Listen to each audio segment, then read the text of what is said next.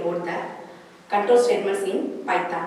So already ரெண்டு மூணு video கிளாஸ்ல நம்ம கண்ட்ரோல் ஸ்டேட்மெண்ட்ஸோட கண்டினியூஷன் பார்த்துட்டு இருக்கோம். ஃபர்ஸ்ட் if கன்சிடர் பண்ணிருந்தோம். அதுக்கு அடுத்தது while.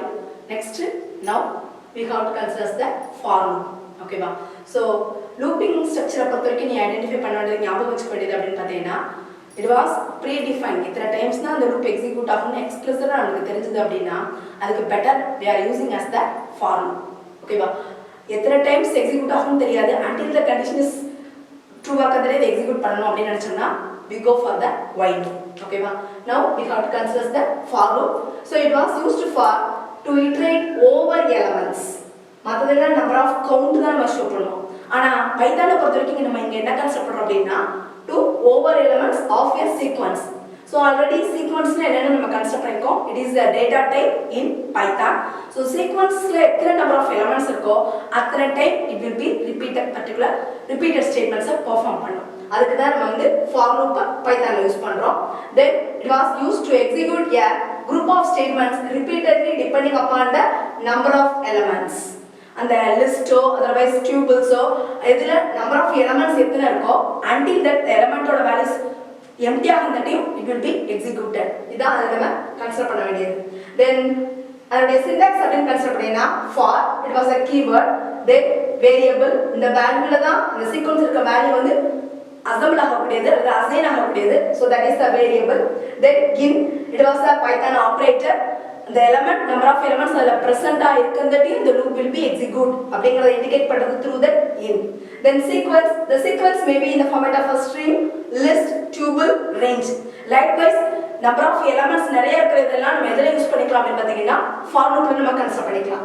Then set of statements, it does not have any starting and closing bracket because the indentation is for the block of statements in Python.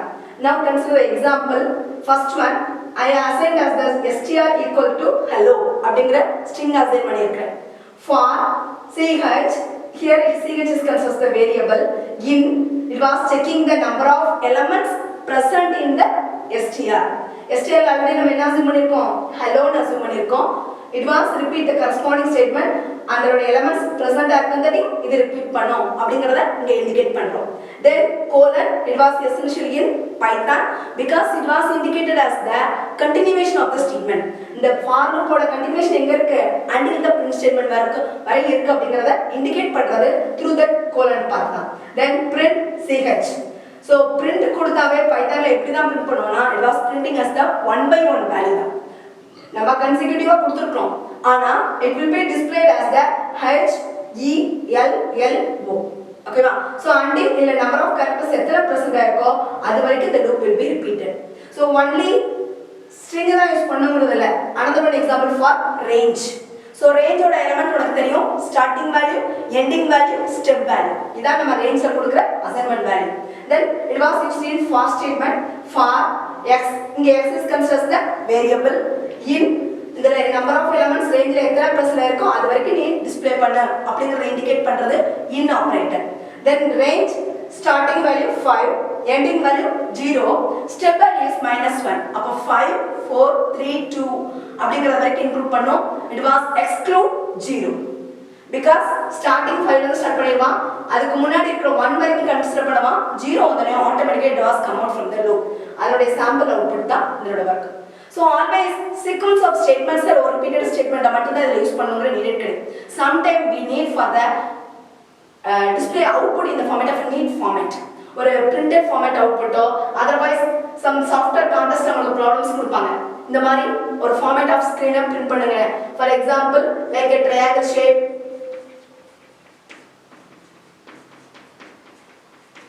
அப்ப அந்த மாதிரி இடத்துல எல்லாம் நமக்கு என்ன நீடட் இருக்கும்னா nested for loopங்கிறது நீடட் இருக்கும்.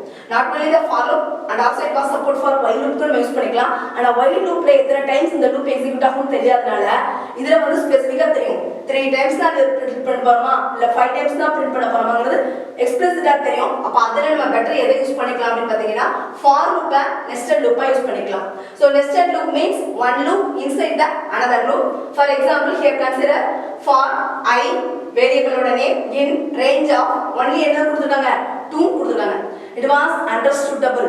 எதுல இருந்து ஸ்டார்ட் பண்ணோம், always 0 ல இருந்து ஸ்டார்ட் பண்ணி 2 ஐ எக்ஸ்க்ளூட் பண்ணிடும். அப்ப 0 1ங்கற வேல்யூஸை மட்டும் எதுல அசைன் பண்ணிக்கும் I ல அசைன் பண்ணிக்கும் next for j in range of the same 0 1 it was exclude the 2 ங்கற வேல்யூ எக்ஸ்க்ளூட் பண்ணிடும் அப்ப print I யோட வேல்யூவை இந்த ஃபார்மட்ல பிரிண்ட் பண்ணோம் then it was support for the extension of the c ங்க வந்து ஆட்டோமேட்டிக்கா \t க்கு வந்து இது சப்போர்ட் பண்ணும் அப்போ 4 spaces gap விட்டு அதுக்கு அடுத்து j யோட வேல்யூ பிரிண்ட் பண்ண சொல்றோம் next j வேல்யூ டிஸ்ப்ளே பண்ண சொல்றோம் for example அதோட அவுட்புட் பாரு first it was assigned I யோட வேல்யூ equal to 0 j யோட value equal to 0 it display the I equal to 0 j equal to 0 then inner loop na first execute ஆகும் அப்ப ஆட்டோமேட்டிக்கா j யோட value will be incremented now j value will be 1 ஆனா I யோட value என்னவா இருக்கும் same 0 தான் இந்த இடத்துல இருக்கும் அப்ப ஆட்டோமேட்டிக்கா இது என்ன பிரிண்ட் பண்ணும் அப்படினு பாத்தீங்கன்னா I0 J1 மறுபடியும் j யோட வேல்யூ இன்கிரிமென்ட் ஆச்சுனா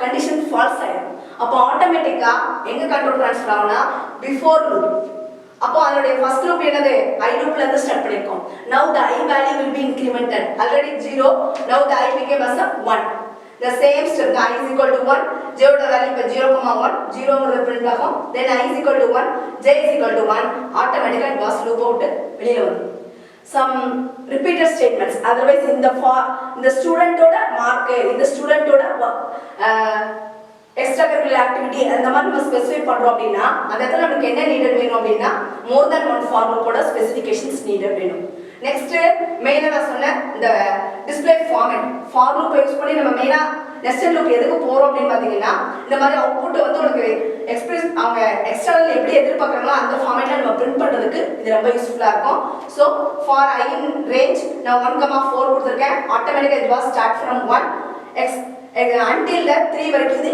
எக்ஸிக்யூட் ஆகும் exclude the 4 next j யோட value 1 depending upon the I யோட வேல்யூ எக்ஸாம்பிள் I யோட வேல்யூ 1 இருக்கும்போது it will be assigned as the 2 I யோட வேல்யூ 3 வரும்போது it will be assigned as the 4 அப்படிங்கறத அஸ்யூம் பண்ணிக்கோ then print star so starங்கறத என்னோட அவுட்புட்டை டிஸ்ப்ளே பண்ண போறேன் அந்த எக்ஸாம்பிள் சொல்றப்ப சொன்னேன் it will be printed கொடுத்தாவே it was printed 1 by 1 தான் நீ ஹலோவை செப்பரேட் பண்ணி கூட நெக்ஸ்ட் லைன்ல கூட நம்ம இன்ஃபார்ம் பண்ணவே இல்ல ஆனா டிஃபால்ட்டாவே பைத்தான்ல எப்படி பிரிண்ட் பண்ணுவோம் அப்படி பாத்தீங்கன்னா 1 by 1 கரெக்ட்டா தான் பிரிண்ட் பண்ணுவோம் ஆனா எனக்கு ஸ்பெசிபிக் ஃபார்மட்ல வேணும் இந்த சிங்கிள் ஸ்டார் மட்டும் பிரிண்ட் பண்ண போதும் இந்த சிங்கிள் ஸ்டார் ஒரு ஸ்பேஸ் அதுக்கு அடுத்து அடுத்த ஸ்டார் வரணும் அப்படினா அதுக்கு நம்ம என்ன யூஸ் பண்ணிக்கிறோம்னா it was end with n எதோட end ஆகணும் ஸ்பேஸ் so without எந்த கேரக்டர் ஸ்பெசிஃபிகேஷன் இல்லாம சிங்கிள் கோட்ஸ்ல கொடுத்தேன் அப்படினா ஆட்டோமேட்டிக்கா j யோட லூப் முடிஞ்சு ஸ்டார் முடிஞ்சு நெக்ஸ்ட் j லூப் இன்கிரீஸ் பண்றப்போ ஸ்பேஸ் கொடுத்து இதல வெயிட் பண்ணும் அடுத்து மறுபடியும் ஸ்டார்ட் பண்ணிட்டு j யோட லூப் எக்ஸிக்யூட் ஆகறப்போ நம்ம என்ன பண்ண சொல்லிருக்கோம்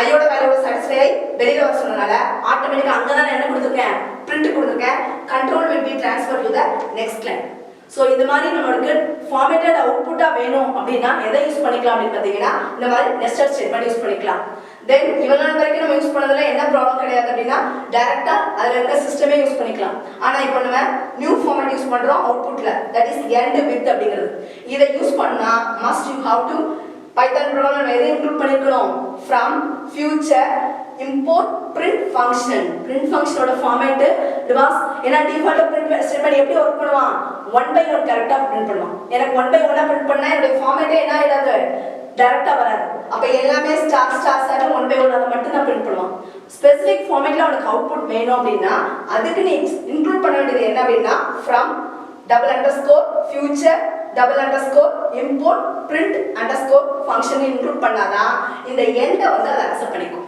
ஓகேவா so that is the needed ஒரு ஸ்பெசிபிக் ஃபார்மட்ல உங்களோட அவுட்புட்டை கொண்டு வரணும் அப்படினா எதை யூஸ் பண்ணிக்கலாம் அப்படி பார்த்தீங்கன்னா இந்த end ஸ்டேட்மென்ட்டை யூஸ் பண்ணிக்கலாம் only ஸ்பேஸ் தான் விடணும்ல suppose you want to use the comma அந்த மாதிரி more than ஒரு ஸ்டூடண்டோட 5 சப்ஜெக்ட் மார்க்ஸ் நம்ம டினோட் பண்ண போறோம் அப்போ end with comma கொடுத்தேனா ஒவ்வொரு வேல்யூவா டிஸ்ப்ளே பண்ணிட்டு ஆட்டோமேட்டிக்கா என்ன பண்ணிடும் comma separations யூஸ் பண்ணி டிஸ்ப்ளே பண்ணிக்கும் okay va student so that's all about the for loop statement next class we will consider about the else should statement in python thank you